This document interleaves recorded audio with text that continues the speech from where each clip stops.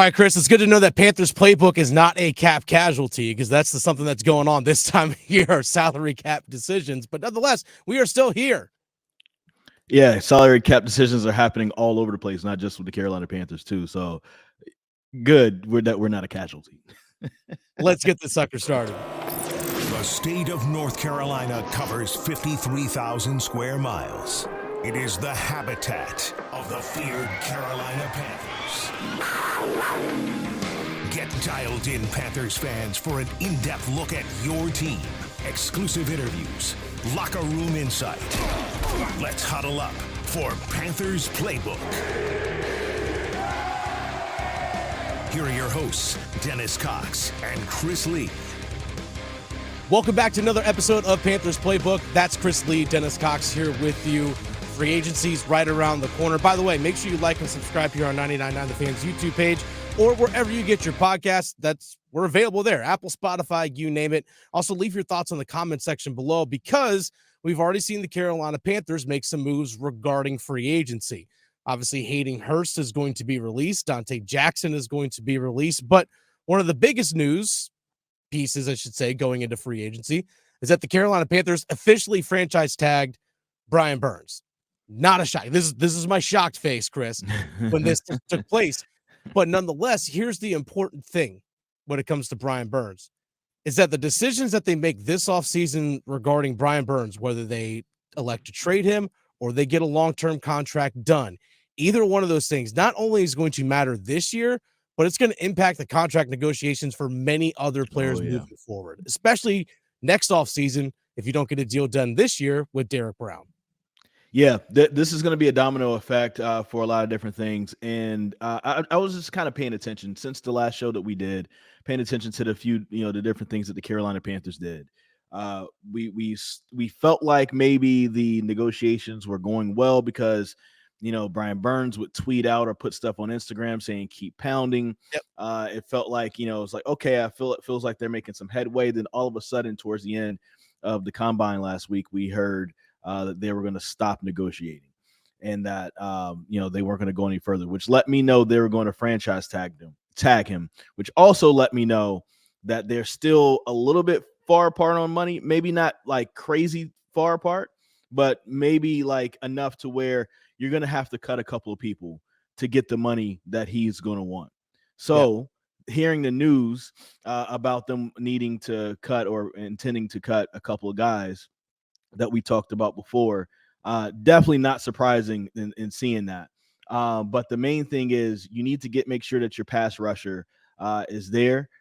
Without Brian Burns, you really don't have anybody that can get after the quarterback. You have a lot of decent run stoppers on that line. Other than that, a lot of quarterbacks are just going to be able to sit back there and pat the ball all day and have some time to throw. And so you're going to need to get Brian Burns, especially if you don't have Dante Jackson, especially if you don't know if JC Horn can play more than half of a season. So, and especially if you guys are probably going to get open. So, especially if you also might not have Frankie Luvu coming back. But I think the reason why there was a halt in the contract negotiations is because they knew they're going to franchise tag him, but with free agency starting, there are other things in terms of time that were more pressing. You still have until middle of July in order to work out a long-term contract for Brian Burns. You could still figure that out. If you're going to trade him, you have until the draft to do that. So you still have time to make those decisions. But even after the franchise tag and the releases upcoming of Dante Jackson and Hayden Hurst, the Carolina Panthers are only sitting with about $16 million in cap space. I'm sorry, $17 million in cap space, roughly around that. That's it.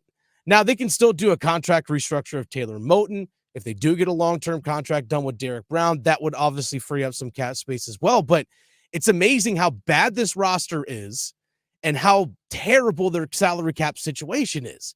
Because even with the salary cap making that massive jump, over $30 million from last year to this upcoming year, the Carolina Panthers were still nearly only at $17 million after the $24 million of Brian Burns. It's amazing how terrible the cap situation is this team has been put themselves in under Scott Fitterer. Like, those decisions that he made are looming large because, okay, you can franchise tag Brian Burns this year, but if you don't get a long-term deal done and if you don't trade him, you're going into next offseason. Brian Burns and Derrick Brown could both be free agents. You also might not be able to re-sign Frankie Luvu because you have so many needs as a team. This team needs multiple interior offensive linemen, at least 2 cornerbacks because you're releasing Dante Jackson, as you mentioned, J.C. Horn. You might need an off-ball linebacker. Frankie Luvu's too expensive for you to keep. You need wide receiver. You don't have a ton of draft picks. This team, just looking at it from a financial and cap roster standpoint, is in shambles right now. Like, and this is not going to be an overnight fix. And I hope people really understand that. This is not going to be like, oh, we could sign a few guys here, a few guys there, and all that stuff, make a couple good draft picks, and we're good to go. I'm sorry. They have too many holes to fill and not enough resources to fill them. You might see a lot of veteran minimums and undrafted free agents on this roster this upcoming season. And that's one of the reasons why they brought in Brant Tillis from the Kansas City Chiefs to try to come in and work his miracles to get this team in a good contract position. I never thought or seriously entertained the idea of somebody like Mike Evans or somebody like T. Higgins seriously coming to the Carolina Panthers because, one, why would they? But two, way too expensive for what this team is going through right now in their cap situation. So you're right. Like you might have to settle for another year of DJ Chark. You might have to, honestly.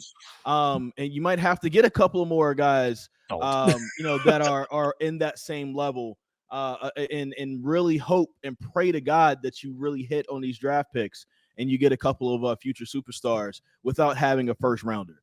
So, again, this is really going to be a team that's probably going to look very similar to last year. I think that one of the things that with the Carolina Panthers, though, for as bad as the roster was, you could definitely say that the coaching lost them a good 2 to 3 games. Oh, yeah. At least, you know what I'm saying?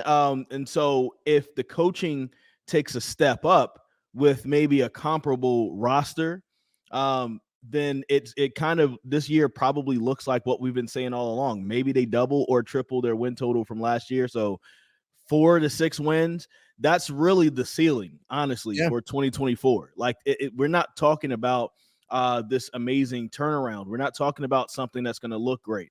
And that also might mean that people may still look at Bryce Young and say that he may not be the guy. You're going to have to build around him because at some point you're going to have to say goodbye to Taylor Moton. And he's one of the guys that's taking up room on this cap room. Yeah. But you also got to sign some guys in the middle of that line. So this is going to be, there's a lot of interesting decisions that are going to have to be made. This team essentially is going to have to be rebuilt from the ground up. And I'm afraid that you're going to waste a guy like Bryce Young because this team foolishly thought that they were just a quarterback away when really they still needed everything else. They needed every other ingredient. There's a lot of bad contracts for players who are not very, like Shai Tuttle's like one of the highest paid players on the roster. How much they talked about needing another interior defensive lineman to go alongside Derrick Brown. Well, Shai Tuttle makes that kind of money, but releasing him is actually going to cost you more money than it is to actually keep him. So it's just, it's the math of it all. Heck, they cut Hayden Hurst and they saved $52,000 on their salary cap by cutting Hayden Hurst. So like literally just like, we'll just eat it. You can just go away. Now there's some other guys that might get released, like some Terrace Marshall Jr. You might see a guy like Ian Thomas, things like that will still free up space, but you still got to fill those roster spots. And again, you don't have a ton of money to do it. If you want to spend big to keep Frankie Luvu, like Frankie Luvu might command somewhere close to $7 to $10 million. Like, because he's 27 years old and play that he might get that kind of money. If you use that you're not going to be able to sign a quality starting center, because I don't think Bradley Bozeman really got the job done last year. Like, you still need help on the interior offensive line. You like all those other things that we mentioned. So what do you do? Like, this team is going to have to decide, all right, where are we going to go inexpensive and cheap? Because you can be inexpensive in terms of like a rookie that's pretty well, like at a position that's relatively inexpensive, but there's also, again, going cheap. It's like, you know what? Sucks, but we're going with the undrafted free agent at that position because that's all our option is. I thought it was very interesting, like according to Joe Person, that they're going to look at trying to get a center, more interior offensive lineman, a tight end, and of course wide receivers. Those are the main areas of focus for the Carolina Panthers. And you are planning to let go of one of your tight ends. That just lets you know the faith that they have in Hayden Hurst. It's kind of crazy. And so honestly, and you kind of, this isn't like a huge faith in these guys, but like we've seen flashes from Tommy Tremble. And when Stephon Sullivan is healthy, we've seen flashes. So you could essentially see them in the thought process. We're still really cheap at this position. We can pretty much go find the entire, free agent market, undrafted free agent market, and see like what we can get just to fill in just plug in those holes there for that position. We can go cheap. And then wide receiver, we might have to spend a little bit of money for one, but for the most part, we're going to go cheap. But the parts where you need to really spend your money at is going to have to be looking at what's happening with Brian Burns, and also making sure there's enough room for Derrick Brown for next year, as we said. And then, oh, by the way, if Bryce Young does start to light it up, now you have something to think about for the year after next, or after his third year. Yeah. Because do you want to go ahead and try to lock him in for a contract, so that if he does go up and play out the rest of his rookie deal really well, and you're at the same position 4 years from now that you are with Brian Burns right now and Derrick Brown for next year. So it's going to be very interesting to see how things really play out and what they end up valuing and everything like that. But this team is probably going to take maybe a little bit of a step. And when I say a little bit of a step, I think that they need to at least win 3 games this year. That's a step. It's a step. That's a step. That is a step. Now, here's the thing. But other than that, like, don't expect much. Really, do not expect really much. don't, because again, the way the roster was constructed over the last few years, and the terrible drafts, like their draft evaluation of players, this is looming large. Like, this is the long-term ramifications of a lot of bad decisions. And you know what? They might win 5 games this upcoming season. And you know what? But as long as we're seeing progress as a team in terms of what they're building, that's fine. You want to see progress. This roster is going to take, again, multiple seasons to get done, because, like I said, even just the decision what you make with Brian Burns is going to have impacts on Derrick Brown this upcoming offseason. It's going to have impacts with Frankie Luvu this offseason. Like I said, Derrick Brown, not only Derrick Brown's eligible for an extension, but do you want to go into the 2025, like a year from now, with Derrick Brown not on a long-term deal and Brian Burns on what happens to Christian Wilkins? Pay attention to what happens to Christian Wilkins, and that'll let you know about the area that Derrick Brown is going to command. Exactly. So again, setting that market, but all decisions they have to figure out. But that's just kind of where this team is. It's just where it is. So look, I'm not expecting any big free agency signings a week from now. I'm not expecting any big time splash moves. My main thing is this, and I'm not expecting anything big either. I'm not expecting anything that's going to change things around for me and make me feel like they're going to go out and win 10 games. But if this team is a more together, cohesive unit on the coaching staff, front office, down to the players and all of that, if all of that is running better, then the future is going to look better.